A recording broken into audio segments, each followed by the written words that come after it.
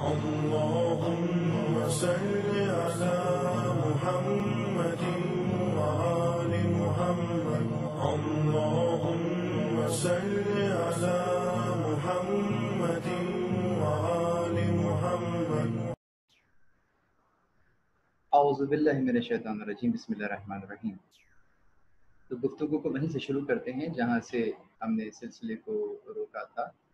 ہم امامت کے باب میں گفتگو کر رہے تھے اور امامت کو مختلف زاویوں سے ہم دیکھ رہے تھے، اور جس جگہ پر ہم نے اپنی گفتگو کو روک دیا تھا وہ امامت کو ایک دینی مرجعیت کے عنوان سے ہم نے دیکھا تھا، اور اس میں ہم نے یہ بیان کیا کہ زمین حجت زمانہ سے خالی نہیں رہتی. لولا الحجہ لسافت الارض باہلھا، کہ اگر حجت زمان نہ ہو تو زمین اپنے اہل سمیت جو ہے وہ ہنس جائے. تو اس حدیث پر ہم نے اپنی بات کو روکا تھا، یہیں سے بات کو آگے بڑھا دیتے ہیں.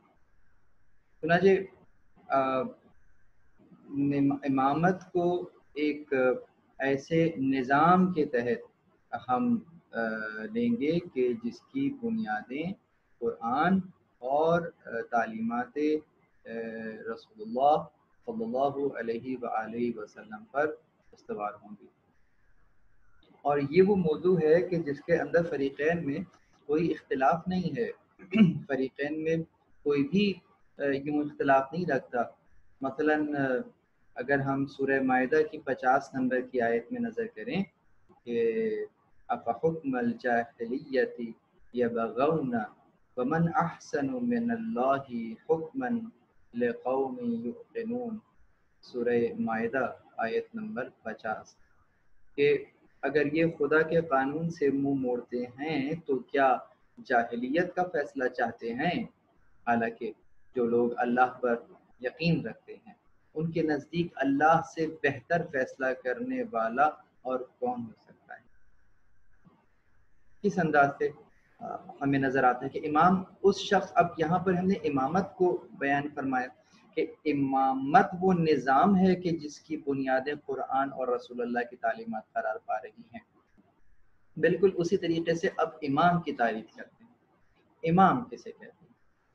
امام یعنی امام اس شخصیت کو کہتے ہیں جو اس نظام یعنی کہ نظام امامت، یعنی کہ جو یہ امامت کا جو نظام ہے اس کے جو معین اصول ہیں ان پر جو شخصیت پورا اترتی ہے وہ امام کہلاتا ہے. یعنی نظام امامت وہ نظام کس پر قائم ہے؟ امامت کا نظام قائم ہے خدا کے حکم پر، رسول اللہ کے حکم پر. اس نظام کے فاؤنڈیشن پلرز ان قوانین پر ہیں، اور جو شخصیت ان قوانین کا عکاس قرار پائے وہ امامت پر ہے، وہ امام ہوگا. شیعی نقطۂ نظر سے اس شخص کو معصوم ہونا چاہیے. اگرچہ میں نے یہاں پہ شیعی نقطۂ نظر رکھا ہے، لیکن اگر عقلاً دیکھا جائے تو عقلاً بھی اس شخص کو معصوم ہونا چاہیے. یعنی کہ یہ ہر اعتبار سے، یعنی کہ ہماری ثقافت میں تو یہ موجود ہی ہے، عقائد کا حصہ ہے، لیکن یہ خلاف عقل بات نہیں ہے. عقل بھی گواہی دیتی ہے کہ یقیناً ایسا شخص کہ جو کہ غلطی نہ کرے، ایسا شخص کہ جو کہ ہر موڑ کے اوپر وہی تشریح، وہی حکم کی شرح بیان کرے جیسے رسول اللہ بیان کیا کرتے. تو اس اعتبار سے اگر دیکھا جائے تو ہمیں یہ نظر آتا ہے. پر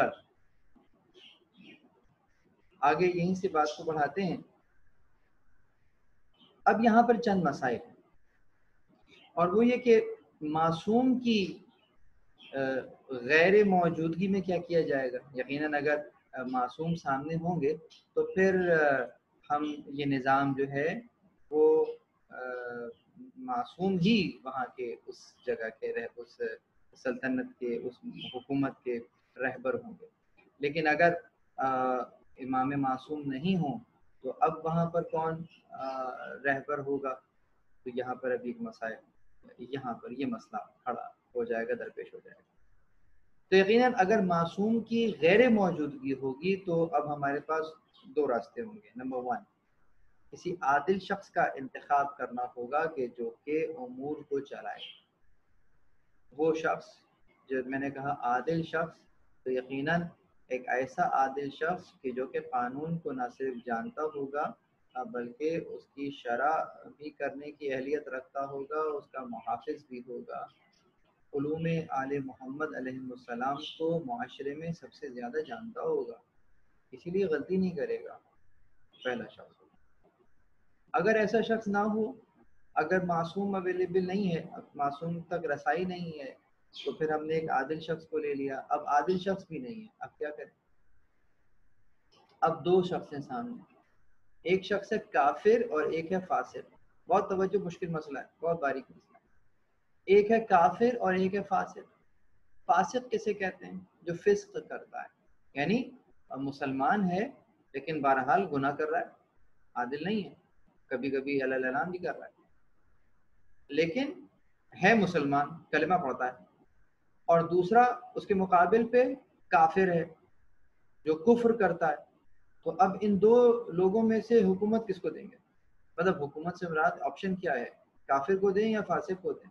تو پھر یہ ہے کہ فاسق کو برداشت کریں گے، کافر کو حکومت نہیں دیں گے، اس لیے کہ جو کافر جس حکومت کو بنائے گا اس کی بنیاد کفر ہوگی، کفر کی بنیاد پر حکومت نہیں بنائی جائے گی، ٹھیک ہے؟ یقیناً اب آپ کہیں گے، شاید کسی کے ذہن میں خیال آئے کہ ہیں فاسق کو برداشت کر لیں گے، تو یقیناً فاسق کو اسی لیے برداشت کر رہے ہیں کہ عادل آپ کے معاشرے میں نہیں ہے۔ یہ سوال خود اپنے آپ سے کیجئے کہ معاشرے میں کوئی ایک عادل شخص بھی نہیں ہے، تو یقیناً جس کو آپ کنٹینجنسی پلان کہیں گے، ویری نیکسٹ کون ہوگا؟ وہی ہوگا کہ جو کم از کم مسلمان مملکت کو مسلمان تو رہنے دے، جہاں پر اذان تو بلند ہو، جہاں پر کلمہ حق تو بلند ہو، آپشن تو کھلا رہے کہ کل یہاں پر کوئی اہل شخص آ جائے گا۔ اگر کفر کے اوپر حکومت چلی گئی تو پھر تو وہاں، اسی لیے امام علیہ الصلوۃ والسلام نے وہ کافر عدالتیں اور اکثر جو دشمنان اہل بیت ان کی عدالتوں سے رجوع کرنے پر منع کیا تھا، وہ اس معاملے کے اندر کہ یقیناً آپ ان تک جو ہے وہ نہ جائیں۔ ناسبیوں کو جو نصب کرتے ہیں، جنگ نصب کرتے ہیں، جو ناسبیت ہے، ان سے امام نے لا تعلقی کا اظہار کیا۔ لیکن بہرحال امام اگر موجود نہ ہوں اور ان کا حکومت کو چلانے کے لیے انتخاب کرنا ہو تو اب یہاں پر کیا کیا جائے؟ یقیناً کفر کو کبھی بھی برداشت نہیں کیا جائے گا، اس سے اظہار بیزاری ہی کی جائے گی، جیسا کہ امام نے فرمایا۔ امامت کی اہمیت ہمیں اس انداز سے مزید معلوم ہو جاتی ہے۔ اچھا میرے پاس یہاں پہ شیئرنگ کے رائٹس نہیں ہیں، ورنہ میں آپ کو یہ شیئر کر دوں، تو آگے بڑھتے ہیں۔ مسئلہ امامت کو نظر انداز کر کے اگر اصلاح امت کی کوئی کوشش کی جائے تو یقیناً وہ کامیابی سے ہمکنار نہیں ہو سکتی، اور کسی بھی منزل تک ہم دیکھتے نہیں پہنچ سکتے، کیونکہ مسئلہ یہ جو امامت ہے یہی بہت نازک مسئلہ بھی ہے، یہی اتحاد بھی کر سکتا ہے اور اسی سے اختلاف ہوتا ہے۔ بی بی زہرا سلام اللہ علیہا، امام جعفر صادق علیہ السلام، امام موسیٰ کاظم اور امام علی رضا علیہ السلام دونوں فرما رہے ہیں کہ مسئلہ امامت کو نظر انداز کر کے اصلاح امت کی کوئی بھی کوشش کامیابی سے ہمکنار نہیں ہو سکتی اور کسی بھی منزل تک نہیں پہنچ سکتی۔ تو ہمیں یہ نظر آ رہا ہے کہ واقعی اور خارجی زاویے سے اگر ہم امامت کو دیکھیں تو امت مسلمہ کی پستی اعتقادی، فقہی، سیاسی اور معاشرتی اختلافات کی جڑ مسئلہ امامت اور قیادت امت، اس میں کوئی دو رائے نہیں۔ دین کی بقا و استمرار اس مسئلے کے احسن طریقے سے حل ہونے میں پوشیدہ ہے۔ چنانچہ شرعی زاویہ نگاہ سے بھی اگر دیکھا جائے تو اب یہاں پر کیا مسئلہ امامت سے صرف نظر کیا جا سکتا ہے؟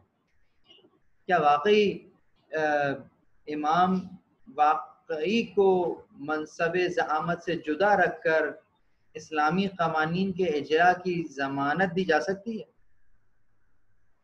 امام کو ہم ایک طرف معزول کر دیں، انہیں حکومت تک رسائی سے روک دیں اور پھر یہ تصور کریں کہ جو حکم نافذ ہوگا وہ بالکل شرعی حکم ہوگا، حکم خدا ہوگا، کیا یہ ممکن؟ کیا اس کے بغیر انسانی سعادت و کمال کا حصول ممکن ہے؟ امام کو اس کا وہ منصب جو خدا نے اسے دیا ہے، وہ مقام جو خدا نے انہیں دیا ہے، وہ مرتبہ جو خدا نے انہیں دیا ہے، ہم اگر انہیں ان مرتبے سے گرا دیں تو کیا معاشرے میں کسی قسم کی اصلاح ہو سکتی؟ جی نہیں۔ جس دن یہ کام ہوگا نتیجہ یزید کی صورت میں سامنے آئے گا، کربلا برپا ہوتی ہوئی نظر آئے گی، سادات کا خون بہتا ہوا نظر آئے گا، امام اور ان کے خانوادے کا خون بہتا ہوا نظر آئے گا، جس دن یہ نظریہ امت میں آ سکتا ہے۔ اسی لیے جب آپ زیارت عاشور پڑھ رہے ہیں تو آپ لعن کر رہے ہیں اس امت پر کہ جس امت نے آپ کو اس مقام سے الگ کر دیا، دفعتکم عن مقامکم وازالتکم عن مراتبکم التي رتبکم اللہ فیہا۔ یہ منزل تو قابل لعن ہے، یعنی لعن ہو اس امت پر جس نے آپ کو اس مقام سے، اس مرتبے سے، اس مقام سے دور کر دیا، دفعتکم عن مقامکم، آپ کو اس مقام سے الگ کر دیا اور اس مرتبے سے گرا دیا جو اللہ نے آپ کو دیا تھا۔ اس کا نتیجہ یزید کی صورت میں نکلا ہے۔ تو کیا تمام خامیوں اور خرابیوں کا خاتمہ ہو سکتا ہے فقط ایک عقیدہ رکھ کر ذہن میں کہ امام ہونا چاہیے، لیکن اس امام کا اس حکومت سے کوئی تعلق نہیں ہونا چاہیے؟ ہاں، اب معاشرہ صحیح ہو جائے گا؟ جی نہیں۔ کیا امام اقتدار سے جدا رہ کر مظلوموں کی داد رسی کو پہنچ سکتا ہے؟ کتنا بتائیے؟ اگر ظالم نے مظلوم کا حق غصب کر لیا ہے تو اس ظالم سے حق کو لے کر مظلوم کو حق دینے کے درمیان کیا اسے اختیار نہیں چاہیے؟ کیا اس صورت میں اپنے جانثار اور معتقدین کو ظلم اور ستم، قید و جبر سے نجات دلا سکتا ہے؟ یقیناً نہیں۔ تو یہ ایک اہم ترین سوال ہے کہ کیا امام کو محض قیادت امت کا اہل سمجھنا کافی ہے کہ ہاں جناب ایک شخصیت ایسی تھی کہ جو کہ اہل تھی، اور اب کیا کرنا ہے؟ اب کچھ نہیں کرنا۔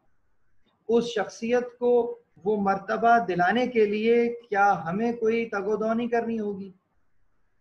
ان کو قیادت کے منصب پر لانے کے لیے جد و جہد کیا ہم پر فرض نہیں ہے؟ کیا فقط یہ عقیدہ رکھ لینا، جس کو میں نے ابتدا میں کہا تھا کہ ایک خشک عقیدہ رکھنا ذہن میں اور عملی انداز سے اس امامت سے دوری اختیار کیے رہنا، کیا یہ کافی ہوگا؟ یقیناً ایسا نہیں۔ چنانچہ آئیے قرآن کریم پر نظر کرتے ہیں اور ہمیں نظر آئے گا کہ وہ روایات، وہ آیات کہ جو کہ ہمیں اس زمین میں نظر آتی ہیں۔ مثلا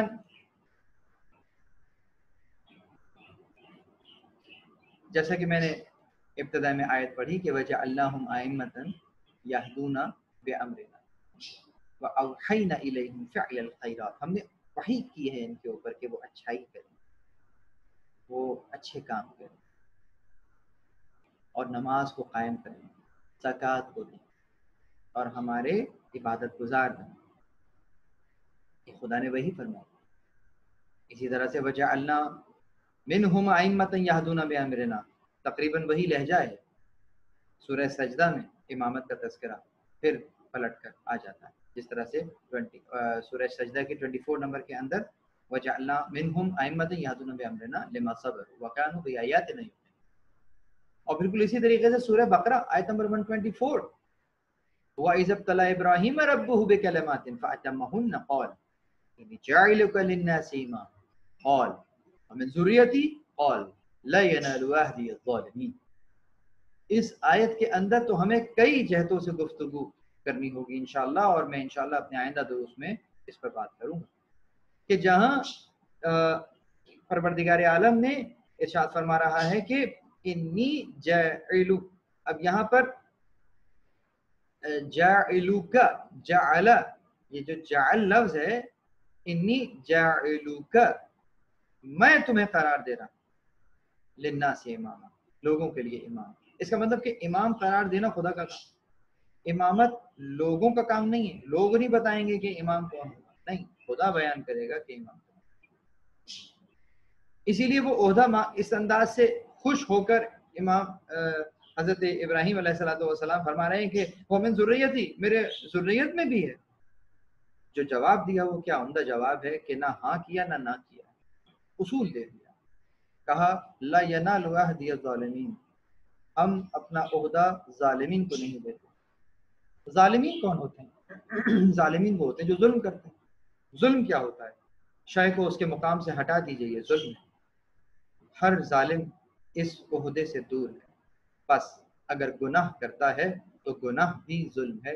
ربنا ظلمنا انفسنا، یعنی کہ اگر کوئی اپنے نفس کو ہی اس کے مقام سے گرا دے تو یہ بھی ظلم ہے۔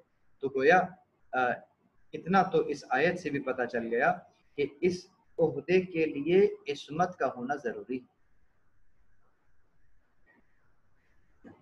سورہ یاسین آیت نمبر 12، ان نحن نحیی الموتى ونكتب ما قدموا وآثارهم وكل شيء احصيناه في امام مبین۔ سورہ مبارک ہے یاسین آیت نمبر 12۔ کیا خوبصورت حسن اہتمام ہے، حسن انتظام ہے کہ جہاں پر بھی امام مبین کی بات آئے وہاں 12 ہی کا ہندسہ سامنے ہوتا ہے۔ 12 تو ہم لکھ رہے ہیں، اس کو پھر کبھی کسی اور انداز سے بیان کریں گے کہ شاید کو اتنا سیدھا نہ پڑھیے گا۔ انا، یہ بھی ہم کا صیغہ ہے، نحنو ہم کا صیغہ ہے، نحیی ہم کا صیغہ ہے، نکتب ہم کا صیغہ ہے۔ 4 مرتبہ 4 مقامات پر ہم کہہ کے بات ہو رہی ہے، یعنی پروردگار اپنی طرف لوٹا رہا ہے، ہم جہاں پر بھی امامت کا تذکرہ ہو، جہاں پر بھی امامت کا بیان ہو، پروردگار وہاں پر اس انداز سے۔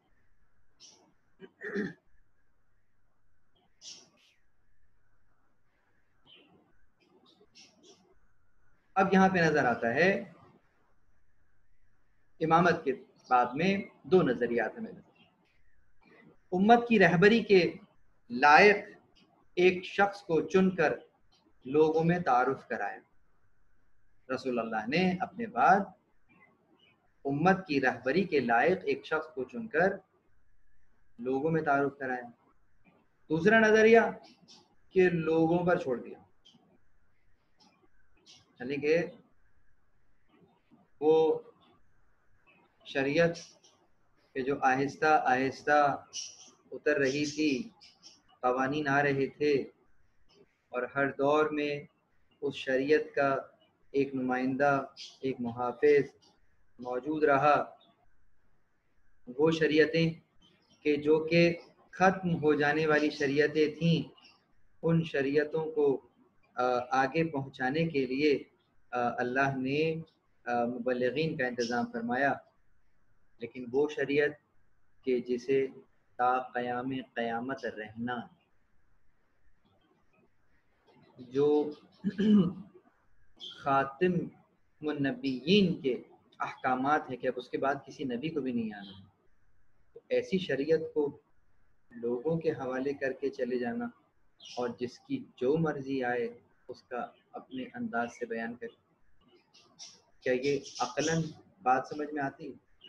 یقیناً پروردگار عالم نے یہاں ارشاد فرمایا کہ انا نحن نزلنا الذکر وانا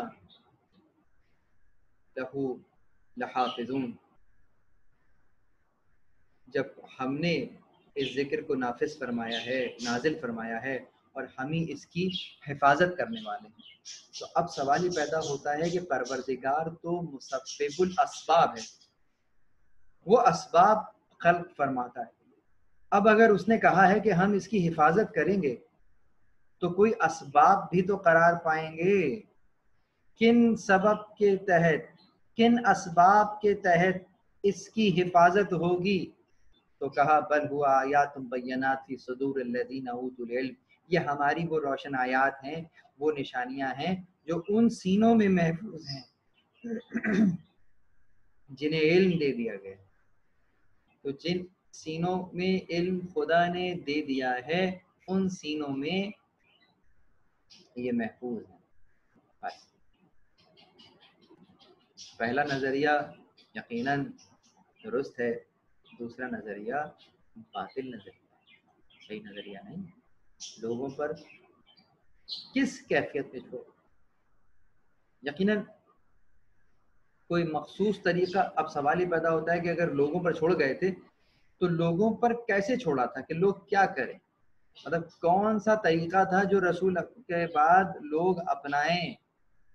اب اگر رسول اللہ کے بعد جو جانشین پیغمبر متعارف ہوئے ان میں سے ہر کوئی الگ الگ طریقے سے آیا ہے، تو اس میں سے رسول اللہ نے کون سا طریقہ بیان کیا تھا، یہ بھی صحیح ہے وہ بھی صحیح ہے، اور یہ دونوں ایک وقت میں صحیح کیسے ہو سکتے ہیں؟ تو تیسرے آدمی نے کہا یہ بھی صحیح ہے، تو سب کچھ صحیح کیسے ہو سکتا ہے؟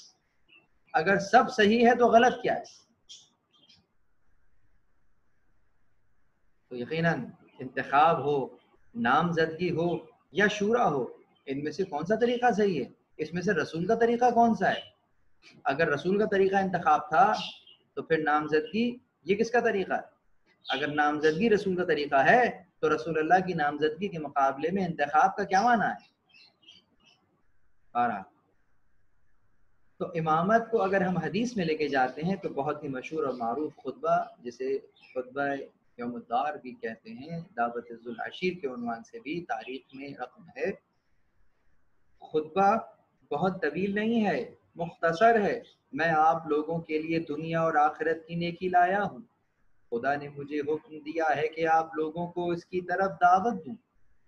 آپ میں سے کون ہے جو اس دین کی اشاعت میں میری مدد کرے تاکہ میں اسے آپ لوگوں کے درمیان اپنا بھائی، وصی اور جانشین مقرر کروں؟ بہت توجہ ہے، اپنا بھائی، اپنا وصی اور جانشین مقرر کروں۔ مجھے یہ بتلائیے کہ کیا کوئی عہدہ رہ گیا ہے کہ جس کے لیے اب مزید اجماع کیا جائے گا؟ وصایت بھی مل گئی ہے، یہاں جانشینی بھی مل گئی ہے، اور پھر اسی مجمع میں حضرت علی علیہ الصلوۃ والسلام کی طرف اشارہ کر کے کہہ رہے ہیں ان ھذا اخی ووصی وخلیفتی فیکم، کہ یہ ہے ابھی مواخات نہیں ہوا ہے، مواخات بہت بعد میں ہوگا، ابھی وہ غدیر کا جلسہ بھی نہیں ہوا ہے، وہ بھی بہت بعد میں ہوگا، آج پہلی دعوت ہے، یہ ہے میرا بھائی، یہ ہے میرا وصی، یہ ہے میرا خلیفہ تمہارے درمیان، تم میں میرا خلیفہ۔ یہ تم کون ہو؟ یقیناً تمام مسلمان، اس دور کے مسلمان جن کو ہم اصحاب کرام رضوان اللہ تعالی علیہم اجمعین کہہ رہے ہیں، تو صحابہ کرام کی جماعت میں رسول کا خلیفہ موجود ہے۔ دعوت ذوالعشیر، حدیث منزلت کی طرف نظر کرتے ہیں۔ یا علی انت منی بمنزلت ہارون من موسیٰ الا انہ لا نبی بعدی، حضرت ہارون کے اور حضرت موسیٰ کے درمیان پائے جانے والی نسبت کی طرف آپ نے اشارہ فرمایا۔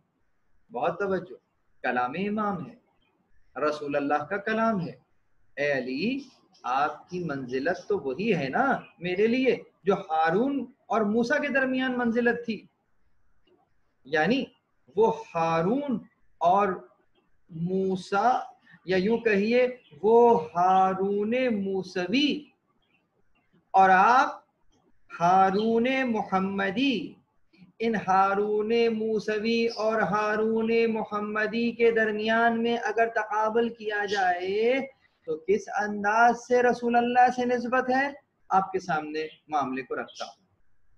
اگر رسول اللہ کے لیے علی کی وہی حیثیت ہے کہ جو موسیٰ کے لیے ہارون کی تھی، تو دیکھنا یہ ہوگا کہ حضرت ہارون کے پاس عہدے کون کون سے موجود تھے۔ حضرت ہارون کے پاس قرآن میں جن عہدوں کا تذکرہ ہوا ہے اس میں سورہ مریم آیت نمبر 53 وَوَهَبْنَا لَهُ مِن رَحْمَتِنَا أَخَاهُ هَارُونَ نَبِيًّا، اور ہم نے ہبہ کر دیا ہے کس کو، کس کے لیے، اپنی رحمت سے ان کے بھائی ہارون کو نبی بنا دیا ہے، یعنی عہدہ نبوت حضرت ہارون کے لیے ثابت۔ سورہ مبارکہ اعراف آیت نمبر 142 وَقَالَ مُوسَى لِأَخِيهِ هَارُونَ اخْلُفْنِي فِي قَوْمِي، اور کہا موسیٰ نے اپنے بھائی ہارون کے لیے انہیں میری قوم میں خلیفہ بنا دے، قرار دے دے۔ وَاخْلُفْنِي، کیا کہا؟ وَقَالَ مُوسَى لِأَخِيهِ هَارُونَ اخْلُفْنِي فِي قَوْمِي، اور کہا موسیٰ نے اپنے بھائی ہارون سے کہ میری قوم میں میرے خلیفہ ہو جاؤ، خلافت کا عہدہ آپ کو ملا۔ سورہ مبارکہ طٰہٰ آیت نمبر 29 وَاجْعَل لِّي وَزِيرًا مِّنْ أَهْلِي، اور میرے اہل میں سے میرا وزیر قرار، یعنی وزارت۔ کون سا عہدہ ملا؟ وزارت کا عہدہ۔ حضرت ہارون علیہ السلام کے پاس قرآن مجید کی روح سے 3 عہدے موجود ہیں، نبوت کا عہدہ، خلافت کا عہدہ، وزارت کا عہدہ۔ پیغمبر نے فرمایا اے علی وہی نسبت ہے جو ہارون کو موسیٰ سے تھی، تو گویا یہ 3 عہدے ہارون کو موجود ہیں، ہارون کے پاس موجود ہیں، مگر ایک جملے کے اندر اشارہ فرمایا الا انہ لا نبی بعدی، لا نبی بعدی کہہ کر نبوت کے عہدے پر تو کراس کا نشان لگ گیا، باقی کون سے عہدے بچ گئے؟ ایک خلافت کا عہدہ بچ گیا، وزارت کا عہدہ بچ گیا۔ تو گویا بالکل اس منزلت کے تحت منوعاً یہ دونوں عہدے مولا علی علیہ السلام کو اسی انداز سے حاصل ہیں جیسے حضرت ہارون کو حاصل۔ یہ ہے وہ حدیث منزل ہے جس میں مولا علی علیہ السلام نہ صرف یہ کہ آپ کے بعد امام کا تعین نظر آ رہا ہے، بلکہ اس کے مصداق کی طرف بھی اشارہ ہے کہ مولا علی علیہ السلام اپنے بعد اپنا خلیفہ، اپنا جانشین کی حیثیت سے پہچانوایا گیا۔ چنانچہ حدیث سفینہ کی طرف نظر کرتے ہیں۔ محمد بن الفرج، مسلم بن ابراہیم، اور اس نے الحسین بن ابی جعفر، اور اس کے بعد اس نے ابو الصحبہ سے، انہوں نے سعید بن جبیر سے، اور انہوں نے ابن عباس سے نقل کیا۔ میں نے سند آپ کے حوالے کی۔ قال رسول اللہ صلی اللہ علیہ وآلہ وسلم مثل اہل بیتی کمثل سفینۃ نوح من رکب فیہا نجا ومن تخلف عنها غرق۔ میرے اہل بیت کی مثال سفینہ نوح کی مانی، جو سوار ہو گیا اس سفینے نجات، اور جس نے اعراض کیا وہ غرق ہو گیا۔ بس اس حدیث کی شرح اگر کی جائے تو یہ الگ بہت ساری نشست مانگیں گی، بہت سی نشستیں کا تقاضا کرے گی۔ اس حدیث تو کتنے زاویے، کتنے پہلو فقط اس ایک جملے میں نکلتے ہیں۔ کمثل سفینۃ نوح، سفینہ نوح حضرت نے اپنے چاہت سے نہیں بنایا تھا، اللہ نے حکم دیا تھا، اللہ نے بنایا تھا۔ اہل بیت علیہم السلام کو جو مقام ہے یقیناً پروردگار نے وہ مقام دیا، پروردگار نے یہ قرار دیا ہے کہ جو ان کے ساتھ متمسک ہو جائے گا وہی نجات پائے گا۔ اب یہاں پر اہل بیت کو آپشنل نہیں رکھا ہے، سفینہ نوح کی مانند قرار دیا کہ اگر کوئی اپنی بقا چاہتا ہے تو اس کے پاس کسی پہاڑ کا آپشن نہیں ہے۔ اگر کسی پہاڑ کا آپشن لے لیا جائے اور اس پہاڑ پر بھی چڑھ جایا جائے، اہل بیت کو چھوڑ کر پہاڑ پر دوڑنے والے کبھی بھی بچا نہیں کرتے ہیں، غرق ہو جایا کرتے۔ تو جہاں پر خدا کے حکم کے اوپر اپنے آپ کو، خدا کے حکم کے تحت اپنے آپ کو تسلیم کر لینے میں ہی بقا ہے۔ کوئی پہاڑ نہیں بچاتا، اب وہ پہاڑ کوئی بھی ہو۔ حدیث امان امت، جس طرح ستارے اہل زمین کے لیے سمندر میں غرق ہونے سے بچانے کا سبب ہیں، اسی طرح میرے اہل بیت بھی میری امت کو تفرقوں اور اختلاف سے نجات دلانے کا وسیلہ ہے۔ اگر عربوں کا کوئی گروہ ان کی مخالفت کرے تو وہ اختلاف سے دو چار ہو کر شیطان کا گروہ شمار ہوگا، اللہ اکبر، باغی گروہ شمار ہوگا، سرکش گروہ شمار ہوگا۔ شیطان ابلیس ہے، دھتکارا ہوا ہے، راندہ درگاہ ہے، تو گویا جو ان کی مخالفت کرے گا دھتکارا ہوا ہوگا، راندہ درگاہ ہوگا۔ حدیث امان امت، حدیث ثقلین کی طرف اشارہ کرتا، انی تارک فیکم الثقلین کتاب اللہ وعطرۃ اہل بیت ما ان تمسکتم بہما لن تضلوا ابدا وانہما لن یفترقا حتی یرد علی الحوض۔ صحیح مسلم، سنن نسائی، سنن ابی ماجہ، مستدرک حاکم، مسند احمد بن حنبل، اور یہ تو چند منابع آپ کے سامنے عرض کر رہا ہوں۔ کئی منابع تاریخ میں دیکھی، تاریخ طبری کو دیکھی، انہی الفاظ کے ساتھ آپ کو یہ روایت موجود ملے گی کہ میں تمہارے درمیان دو گراں قدر اشیاء چھوڑے جا رہا ہوں، ایک اللہ کی کتاب اور دوسری میری عطرت، جب تک تم ان سے متمسک رہو گے کبھی نہیں بھٹکو گے، اور یہ کبھی آپس میں جدا نہیں ہوں گے یہاں تک کہ حوض پر مجھ سے ملیں۔ یقین اس حدیث کے تحت بھی اہل بیت علیہم السلام کی امامت، رہبریت امت میں واضح۔ اس حدیث کو احمد بن حنبل کی مسند میں بہت آرام سے دیکھا جا سکتا ہے، اور یہ حدیث انہی الفاظ کے ساتھ یہاں آپ کو مل جائے گی، انی تارک فیکم خلیفتین کتاب اللہ۔ اب یہاں پر تھوڑے سے کچھ کلمات ہیں جن کا اضافہ بھی ہمیں نظر آتا ہے۔ بالکل اسی طریقے سے اگر ہم اس مشہور اور معروف حدیث کی طرف بات کریں کہ آپ نے فرمایا ان اللہ مولا وانا مولا المؤمنین انا اولا بہم انفسہم، یقیناً اللہ، ان اللہ مولا، اللہ میرا مولا ہے، وانا مولا المؤمنین، اور میں مومنین کا مولا ہوں، انا اولا بہم انفسہم، میں ان کے نفسوں پر ان سے زیادہ اولیت رکھتا۔ یہ جو اولا بہم انفسہم ہے یہ ایک آیت کا ٹکڑا ہے، النبی اولا بالمؤمنین من انفسہم، رسول اللہ نے اسی طرف اشارہ فرمایا ہے۔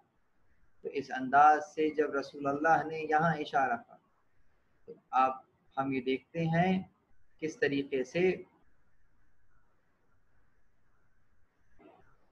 پھر آپ فرماتے ہیں من کنت مولا فہذا علی مولا، یعنی کہ یہ جو اولیت ہے جو میں رکھتا ہوں تمہارے اوپر، من عن، یہی اولیت من کنت مولا فہذا علی مولا، جس کا میں مولا ہوں یہ علی علیہ السلام بھی اس کے مولا ہیں۔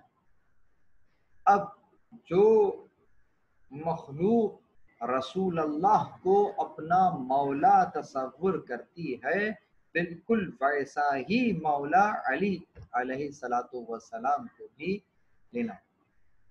سمجھنا ہوگا، تسلیم کرنا ہوگا، وگرنہ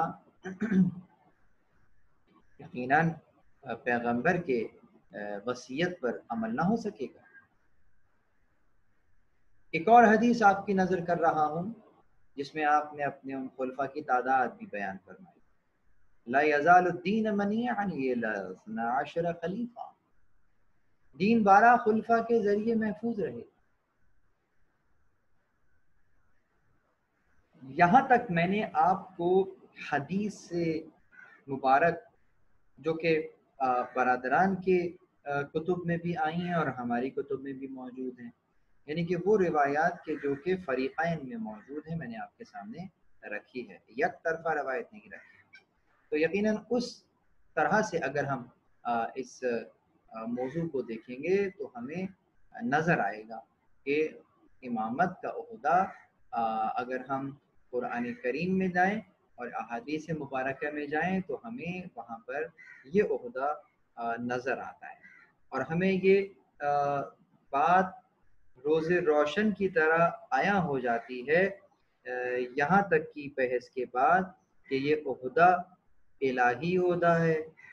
اس عہدے کے حصول کے لیے انسان کے پاس جو کینڈیڈیٹ ہے اس کے پاس یقیناً کیا ہونا چاہیے؟ سب سے پہلے تو عصمت ہونی چاہیے، عصمت کے بعد پھر مزید معاملات ہیں، یقیناً علم ہونی چاہیے، فہم و فراست ہونی چاہیے، رہبریت کی صلاحیت ہونی چاہیے۔ یہ تمام کی تمام باتیں اگر فقط عصمت کے اوپر ہی اعتقاد ہو تو یہ تمام کی تمام باتیں عصمت ان کا احاطہ کر لیتی، اسی لیے امام کا معصوم ہونا عقلاً بھی ثابت ہے اور روایات آیات کے اندر بھی ہمیں نظر آتا ہے۔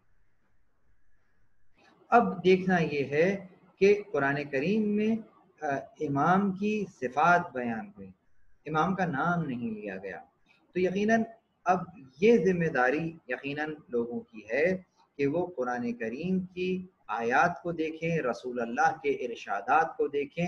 اگر رسول اللہ نص فرما رہے ہیں تو اس کے اوپر سر تسلیم خم کریں، اور اگر کوئی ایسے مواقع ہوں کہ جب علل اعلان غدیر جیسا جلسہ نہ کیا جا سکتا ہو تو پھر امت کی ذمہ داری یہ ہے کہ قرآن کریم کو کھولیں اور پھر اس کو دیکھ کر یہ دیکھیں کہ ہمارے درمیان وہ کون سی شخصیت ہے کہ جو قرآن کی عکاس ہے، وہ کون ہے جو قرآن کے ساتھ ہے، وہ کون ہے کہ قرآن جس کے ساتھ ہے۔ اگر علی علیہ السلام کے لیے یہ کہا گیا ہے کہ علی مع القرآن والقرآن مع علی، کہ علی قرآن کے ساتھ ہیں، قرآن علی کے ساتھ ہیں، اس کا مطلب یہ ہے کہ رہبر کے لیے قرآن کا ساتھ ضروری ہے۔ تو ڈھونڈو زمین میں شریک القرآن کون ہے؟ وہی یقیناً حاکم ہے، وہی رہبر ہے، اور اگر وہ سامنے نہیں ہے تو وہ شخص ڈھونڈو کہ جو ان کے علوم سے متصل ہے، جو تمہیں ان کے دامن سے جدا نہیں ہونے دے گا، اس شخص کو رہبریت کا حق۔ یہاں پر ہم نے اپنی گفتگو کو تمام کیا۔ امید ہے امامت کے باب میں کی جانے والی گفتگو آپ کے اذہان عالیہ میں محفوظ رہے گی۔ والسلام علیکم ورحمۃ اللہ وبرکاتہ۔